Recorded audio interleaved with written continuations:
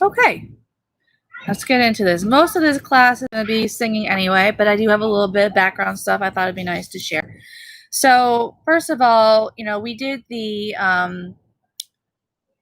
Altered States of Consciousness class, and this class kind of springboards off of that and does a little bit of a deep dive into how sound affects consciousness and some different specific chants and songs that we can use to do that thing. I tend to incorporate song and chant in my own practice quite a bit because I enjoy it. Quite frankly, I just think I like that how it becomes a sort of point of focus for the work I'm doing, both through the words and the actual act of intonating and making noise. And scientifically speaking, and of course anecdotally speaking, sound actually, more than any other stimuli that we are bombarded with in our day-to-day life, has the greatest potential to have an impact on our consciousness. Sound is vibration.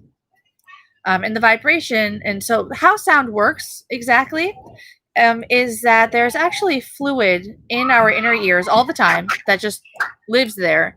And when we hear sound, the vibrations and the waves of that sound actually cause that fluid to vibrate. And those vibrations actually get carried to our brain as electrical symbols, which is kind of neat. Signals, excuse me.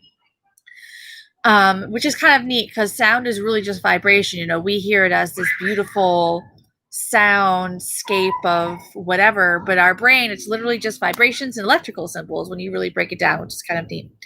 But natural sounds in particular, like, babbling brooks, the sound of wind, the sound of rain, so on and so forth, are actually shown, in studies to relax the body and mind as you direct your attention, as it causes you to direct your own attention outward to listen to things as opposed to inward, which is what happens when you're using synthesized sounds or created noises. And when we sing in particular, those vibrations that the sound generates actually go through our entire body. Even just sitting here speaking, if you want, it's kind of neat. And this is something I learned when I was doing like children's choir as a kid. When you speak normally, if you put your hand on your chest, you can actually feel your chest vibrating with your voice. Go ahead and try it real quick.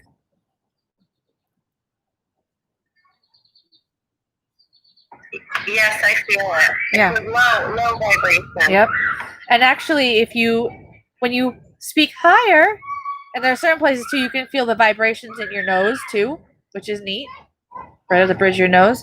So that vibration is going through your entire body. So those vibrations are constantly actually affecting our consciousness in minute but significant ways. And singing regularly in particular is actually shown to stimulate the release of endorphins and oxytocin in particular, which oxytocin is the love hormone that is known to help increase feelings of love and bonding. It's the hormone that's released when we have an orgasm or when we give birth or when we breastfeed, so on and so forth. So it's a very positive, hormone that the more we can get, the happier we tend to be. And those, when you sing regularly as a result of those releases, people who do that regularly report that they actually have a heightened state of well-being and that they're more emotionally stable.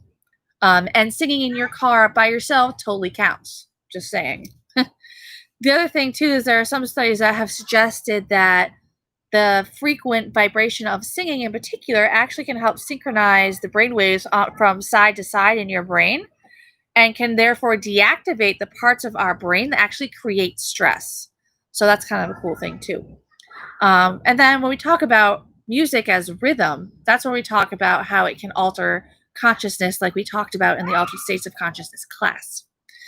Rhythmic music is actually shown to synchronize brain waves and body movements, dancing, which that's a whole other topic. The idea of something called trance dancing, which is when you sort of move to the music, with no choreography. You're just moving almost intuitively, for lack of a better word.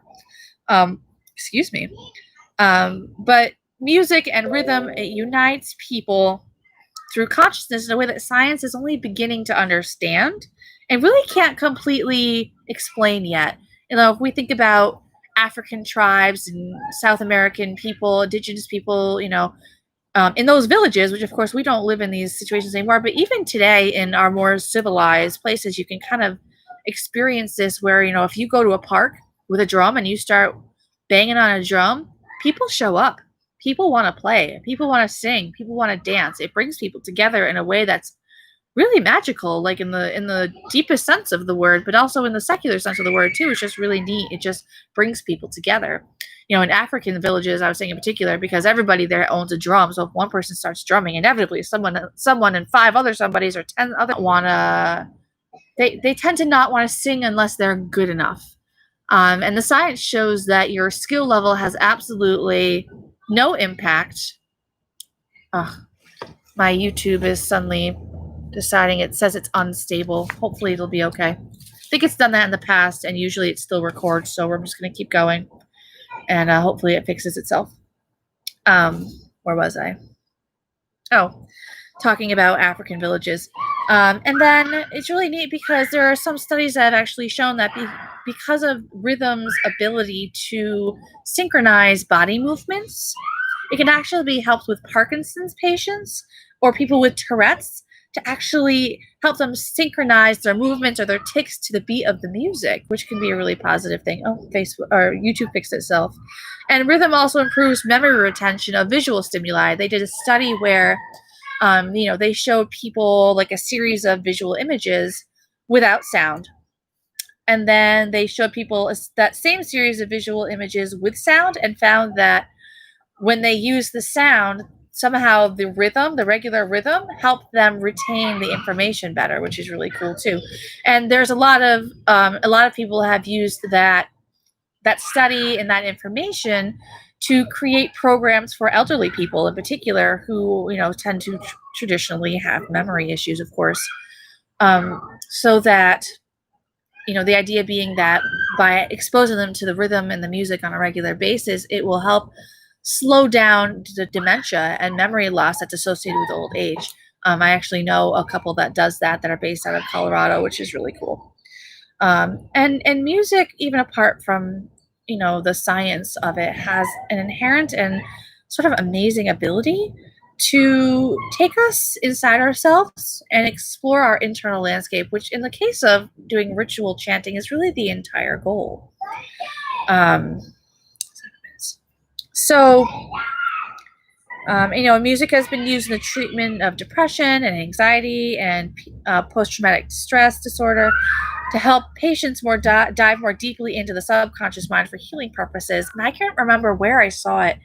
I also heard somewhere a study where they were studying mushrooms or some kind of, or LSD or some sort of hallucinogenic, and they gave it to some people with music and some without. And the people that had with music found that the music actually kind of helped to direct the visions that they were experiencing. And if the people doing the study stopped the music all of a sudden, it would almost like interrupt it, and they would ask them to put it back on, like, please put it back on. And they would say that it was almost like the journey or the vision was paused when the music was paused.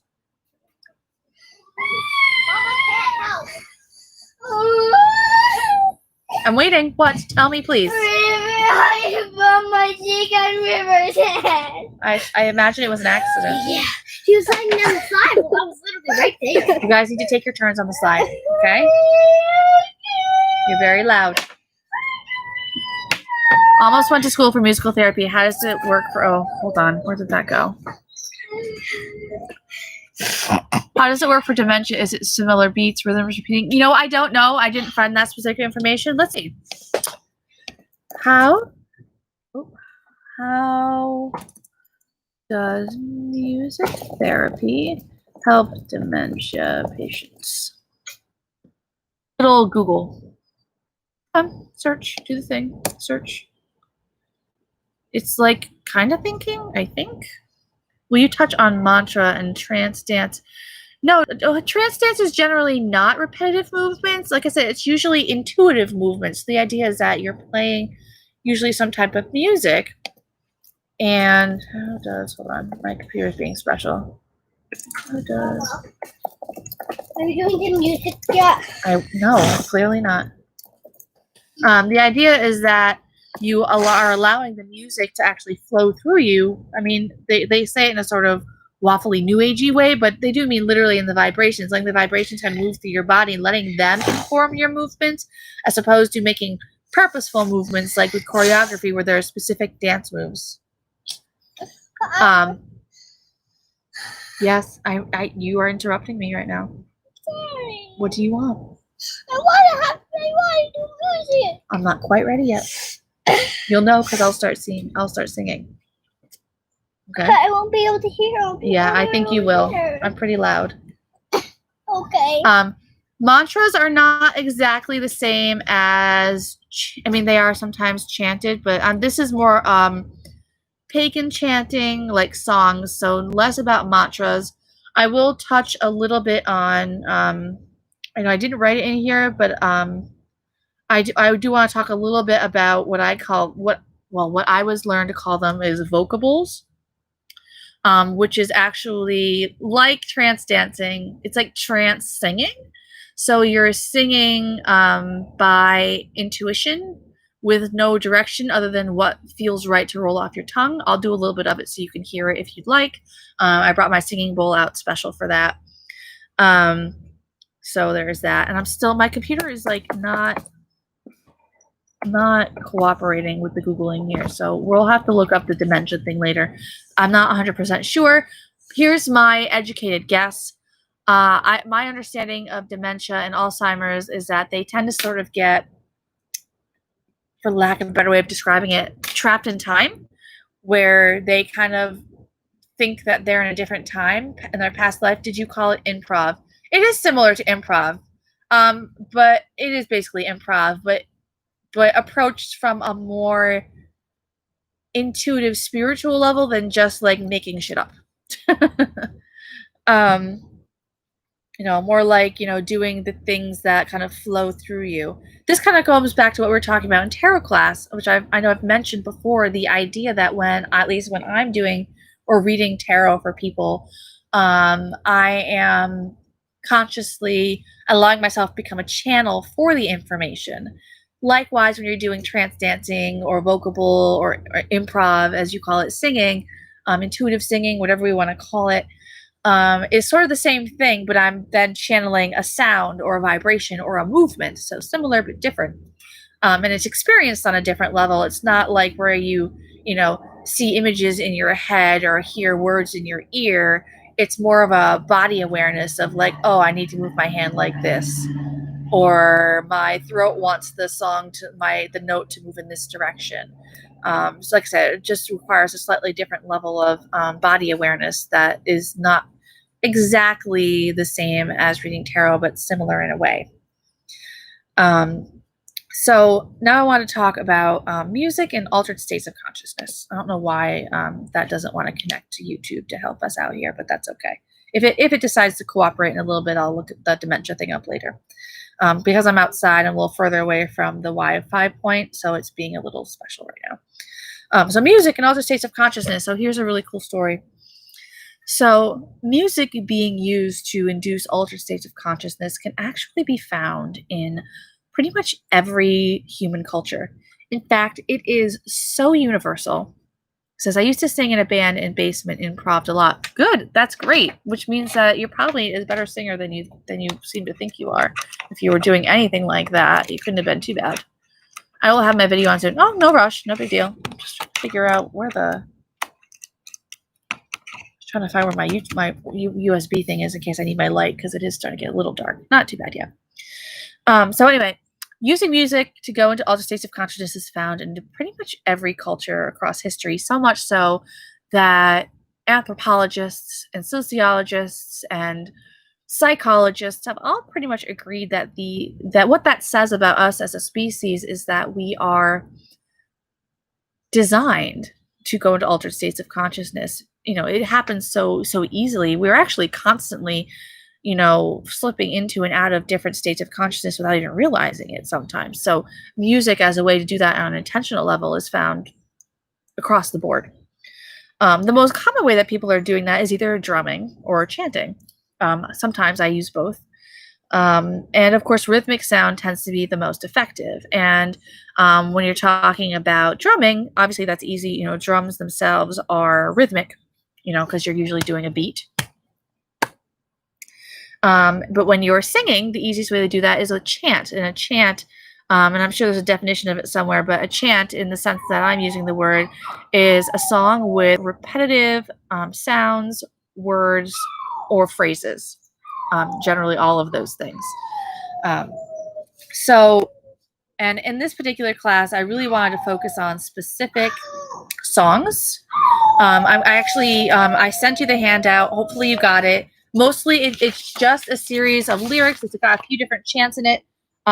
Each one, oh, this one's really light for some reason. Oh, it's missing. Oh, no, it's not missing. It's because that's what I made up. So this is the only recording of it anywhere in the world, or it will be. Each page also has a link to where you can listen to the chant online. I would like to try to play it while I'm on here. I don't know how well it's going to work with the videos going. I mean, I feel like we'll see what happens. Either it works or it doesn't. I'm going to sing it either way. But I've got eight chants in here, including the one that I made up myself like years and years ago. And at the very, very end, I am going to use all of these chants to create a ritual. And if you open this up in Word, and when you have it, if you hit Control on your keyboard and click at the same time, it'll work as a click-through link. Do you suggest I bring up music to through phone? No, I wouldn't right now, because it's just going to be a lot happening all at once. But certainly I wanted you to have it as a resource afterwards. So if you want to go and find them after the fact to practice them or listen to them, you can. And you would have asked me for them anyway.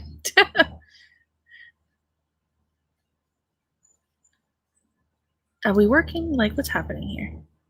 Click to follow. We've clicked on it twice now. No following is happening. All right, let's come at this from a different direction. Copy. Give it a second. Although if it's being like this right now, it may or may not actually want to play for me. I am going to minimize on my phone.